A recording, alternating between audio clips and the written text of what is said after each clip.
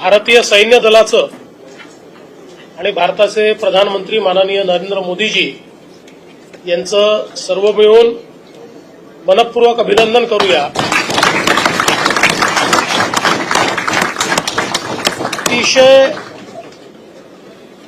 Precision पद्धतीनं air strike करून दहशतवाद्यांचे 9 अड्डे पूर्णपणे ध्वस्त करण्यात आलेले आहेत आणि यावेळी ते ध्वस्त करतानाचं संपूर्ण शूटिंग अवेलेबल असल्यामुळे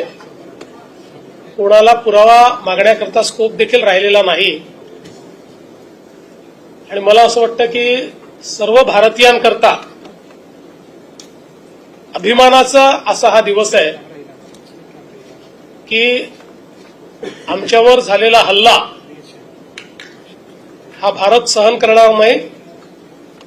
तर भारत त्याचा योग्य पद्धतीनं बदला घेईल, तो आपण आज घेतलेला आहे। आणि विशेषतः ऑपरेशन सिंदूर हे नाव मला असं वाटतं की अधिक बोलकं आहे, म्हणून पुन्हा एकदा आपण सगळे मिळून भारतीय सैन्य दलाचं आणि भारताच्या प्रधानमंत्र्यांचं या ठिकाणी अभिनंदन करू।